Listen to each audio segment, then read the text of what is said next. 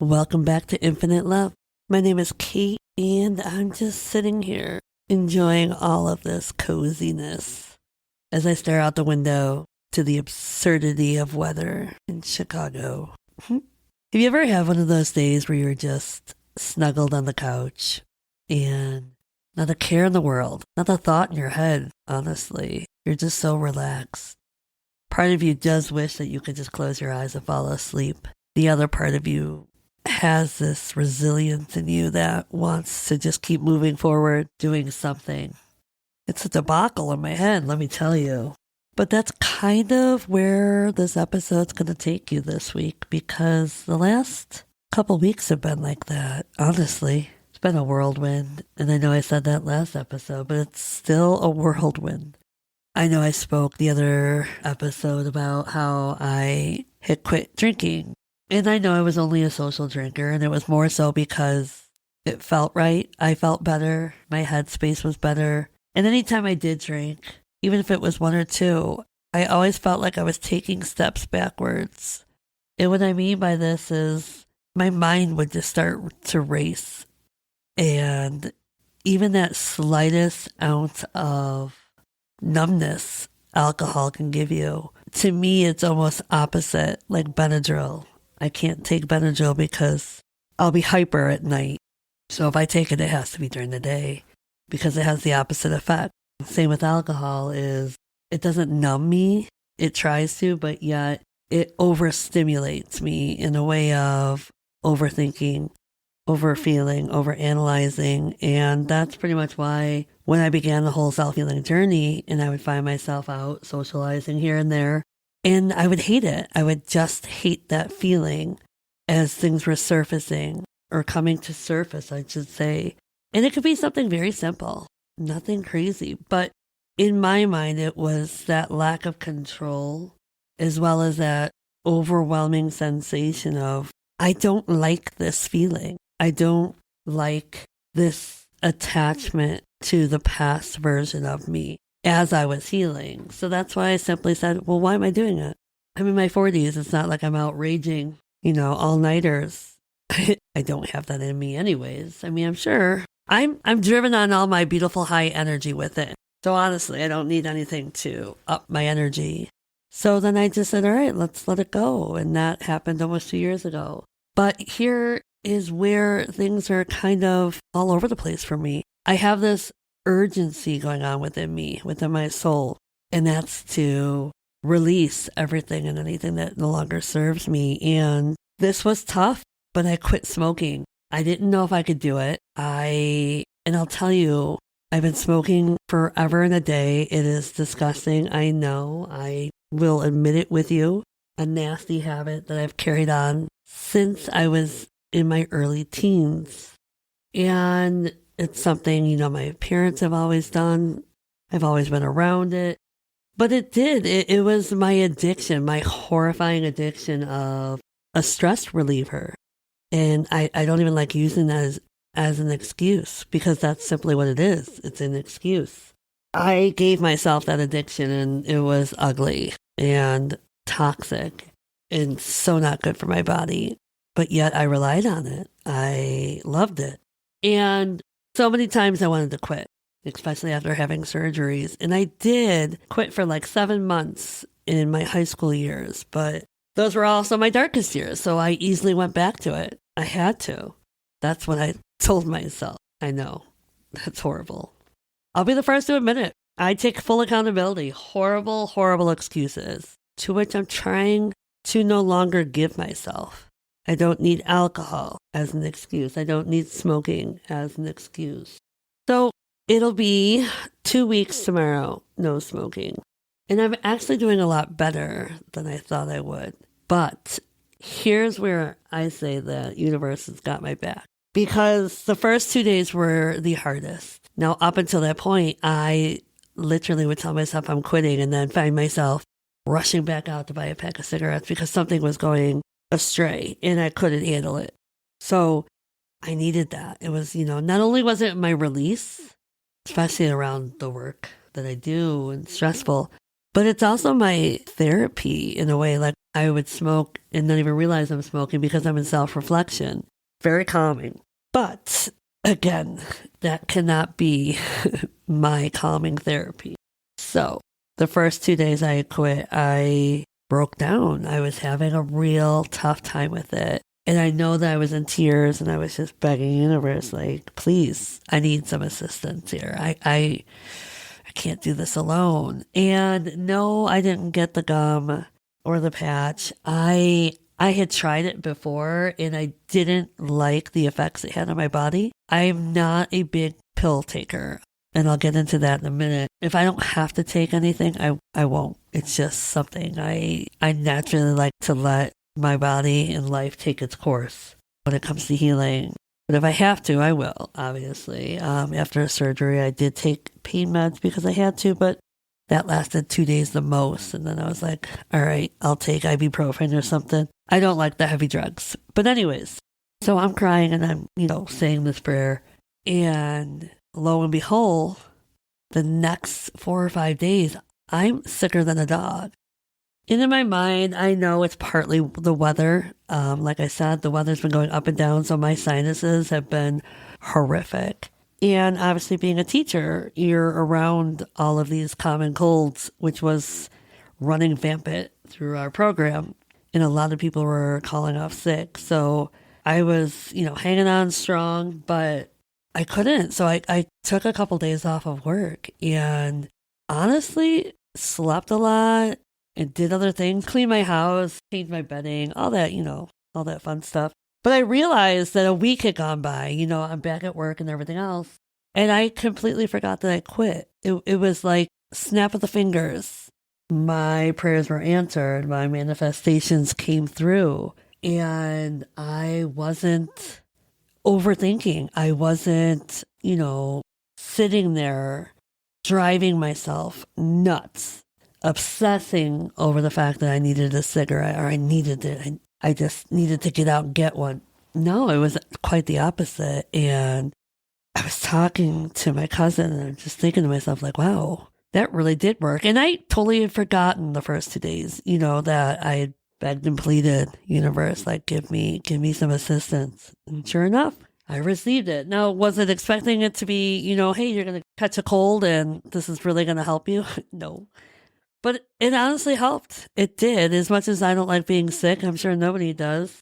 And as much as I don't like that feeling of sinuses and, your body feels gross, like you just don't have the balance or anything else. It worked. It helped because now I'm almost 2 weeks. And the only time I ever really do struggle is if I'm, eating too much, which I told everyone I'm allowing myself a grace period. I'm giving myself until the 1 month mark to eat whatever I want. I don't care because now my body is craving food all the time. Whereas when I was smoking, it would suppress my appetite. So when I was at the doctor, because I had to get a doctor's note because I was out for more than 3 days, and they asked me to get on the scale, I was like, no. But I giggled. I was like, sure, why not? Let's see what this is like. And of course, I put on a little bit of weight. But I didn't shame myself. I didn't even, frown upon it. I smiled and giggled and said, you know what? 1, I deserve it because I did this to myself. But 2, I'm not going to shame myself because I'm doing it. I'm doing it. I'm not giving myself excuses as to why I'm not quitting. Here I am, 2 weeks in, almost, and I don't care if I put on some weight. I could take that weight right back off. And I know that that's what's calling for me next is I know I'm going to go back to the gym. Plus by then it'll be nice out, so I'll get back out in nature and do my hikes. It'll be a whole different version of me that I haven't experienced yet. And I'm really excited. Like I said, 44 is a different year. It's all different. And I'm taking my life back for me. And I'm really excited about all of it. And it's amazing how fast the universe is working through me, and how fast my life has been changing, especially, within the last couple of weeks, but just the past couple of years. honestly, since the pandemic, I feel like I'm in overdrive, and in a good way. That's why I think I love self-reflection so much, because it allows me to pause and be grateful for everything. The good, the bad, the ugly, the sad, the happy, the miraculous, all of it. Because it's all a divine purpose. It serves a divine purpose. And hey, I'm here for it. I'm ready for it. I claim it all. So here I am, sitting in my office, having one of those very magical, low-key, I'm exhausted kind of days, because it was raining earlier, and then it was snowing, and then it was raining. But I don't even care about that. I'm on spring break. I get to sleep in, and by sleeping in, that means waking up after 6 a.m. I know. Living on the edge over here. But I have some things planned for myself. I mean, nothing crazy over break. I am going to go get a deep tissue massage tomorrow. I'm going to get my car detailed. This way it smells like a brand new car and no longer a cigarette. So I'm excited about that. I'm excited to, just clean up my house, put away the laundry, and then do all this other types of plannings that I've got going on. But the moral of my story, it's not even about the whole quitting smoking. It's more so the craziness of how fast time is going, or lapsing, I should say, but also how much is transpiring and transforming within this time. So last week, my sister had called me up and said, "Hey, I'm becoming a life coach. Can you be one of my clients for practice?" And I'll be honest, I know I've mentioned this in earlier episodes. I'm not even sure which season, but therapy has never been my comfort zone. And I guess this is where my conversation is going to go today, because I wasn't expecting that, but I had to trust it was for a purpose. And it was. So I told her, okay, but you have to come over. I'm not traveling out. She's staying with my parents. So I wasn't going to travel all the way out there. I was like, you come to me. I already have anxiety from this. So if you want to do this, it's got to be kind of on my time. And I won't feel guilt or shame of my time and how I utilize it. So she was willing. She said, sure. She came over, which was nice, because she hasn't been over in a long time since they moved out of the neighborhood. Again, we used to all live down the street from each other. So she came over. We sat there, and I was a little apprehensive. And not because it's my sister. I think it's more so because I was busy. In my mind, I was busy because I had my own agenda going on. And, Sundays are kind of, I don't know about you, but Sundays are always my low-key day before going back to work. And I wasn't feeling good. So she also caught me at the brink of me being out of work, out sick, and not smoking. So I would think I was on day 2 or day 3 of me not smoking. And there she is coming over to utilize an hour session of life coaching with me. God help my soul, right? So we sit down and she explains what life coaching is. And the funny part is, I don't know what I was thinking. When she explained it to me, it kind of eased my brain for a second, because for some reason, I just associated life coaching with therapy.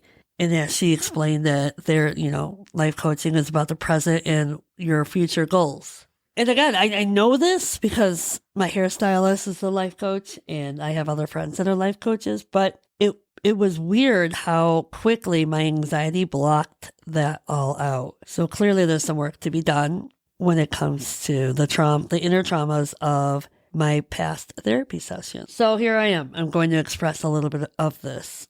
I don't remember the full details of my first therapy session, but I do remember it being a grade school, and it was through our school that they offered therapy. I remember not feeling very comfortable around this man. I remember always getting a weird vibe, but I also was uncomfortable in the sense of learning that I was uncomfortable with me in not understanding what that all meant. And what I mean now is I was losing that inner child of me in grade school. I was detaching from that very loving, carefree, strong, young child I was, enduring all these surgeries and battles yet seeing the life as beautiful, as authentic, as loving, as nurturing. There was that inner demon going on where now I was hating the world, hating myself for feeling the way I felt, and then having to experience my first therapist who didn't really know what to do with me.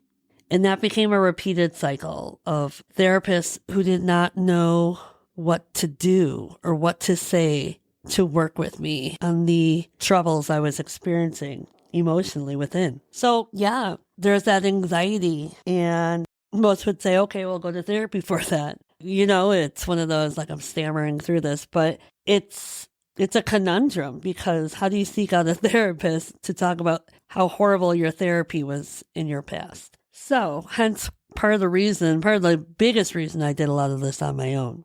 I am not opposed to therapy. I think if therapy works for people, I'm all for it. Do not get me wrong. Do I wish and desire to meet the right therapist? Yes, of course. So this isn't something where I'm telling everyone, do it on your own. Doing it on my own was not easy.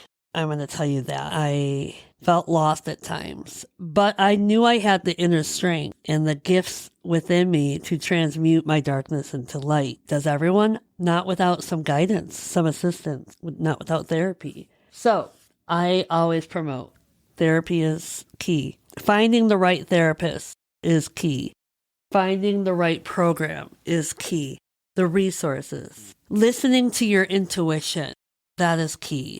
Knowing yourself. Knowing that, for me, alcohol is not going to help me.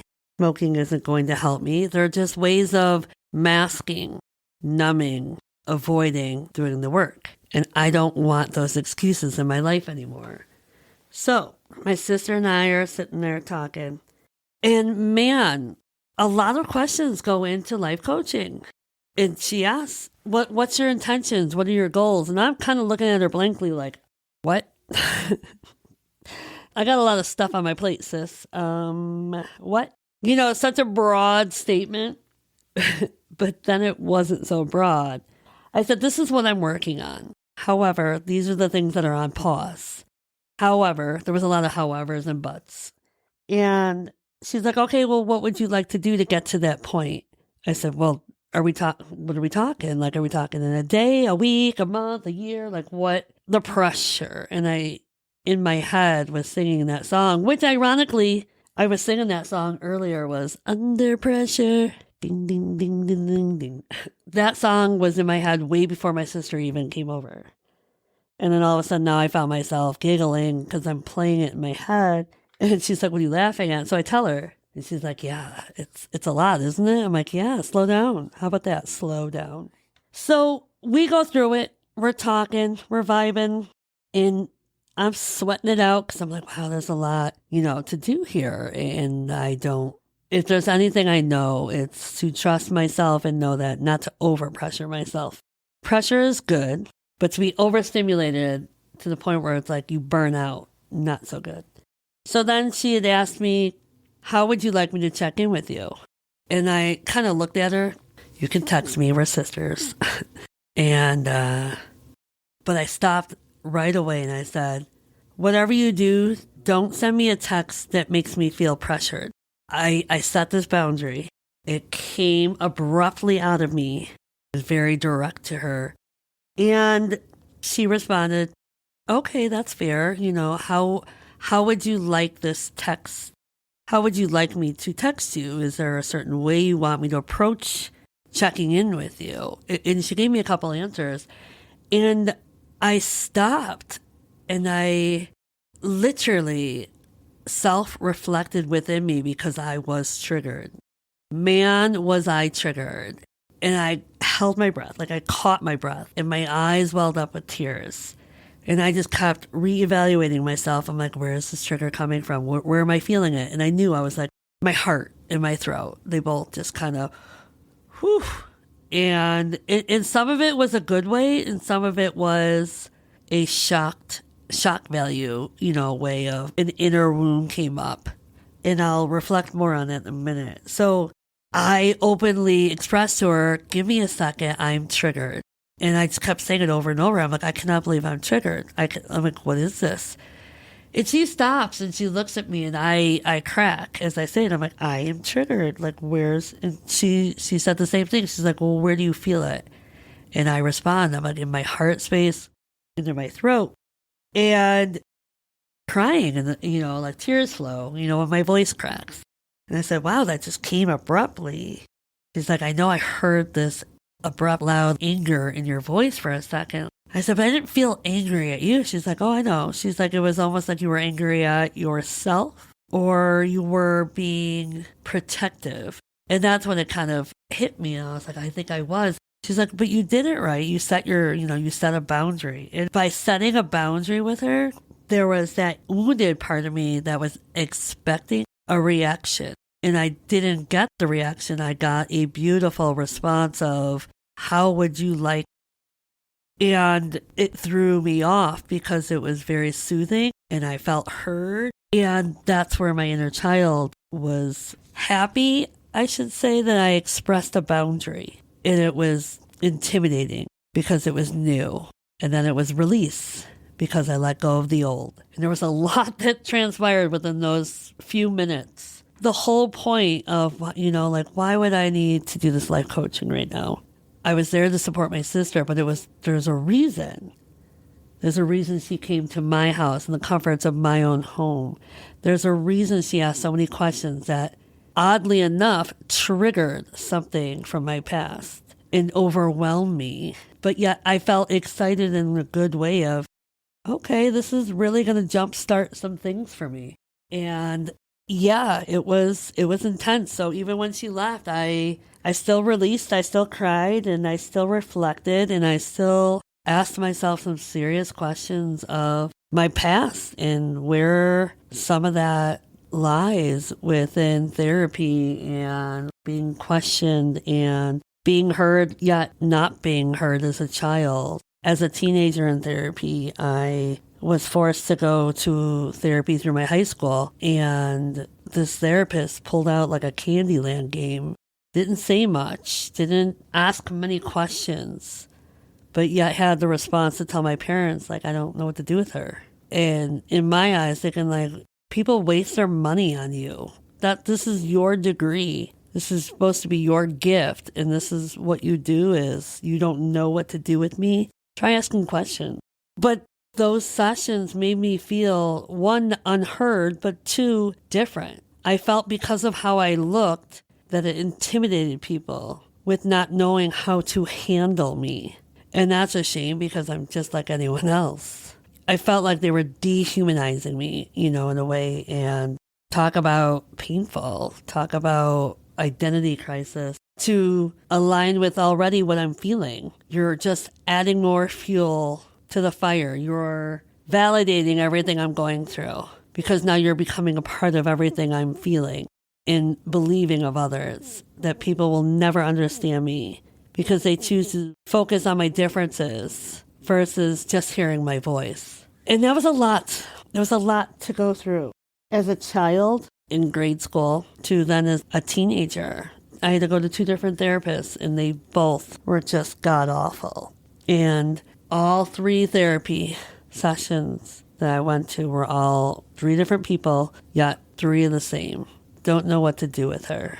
And that was hard. That was a very difficult trauma to navigate through. It was anger, a lot of anger. But again, as time went on, and my healing is letting it go because now I know my voice is heard. And that validation of my sister hearing my voice, hearing my feelings, and allowing me to reflect, as well as own my trigger without shame, without judgment, anything, was beautiful, which allowed me to then be very emotionally great. And again, I won't shame myself because that's who I am. I mean, the wind blows right, I will cry.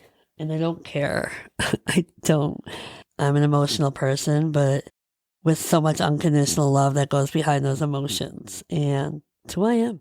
And you may not catch me crying often anymore, but doesn't mean I don't feel. And I don't identify or relate to others and what they're going through.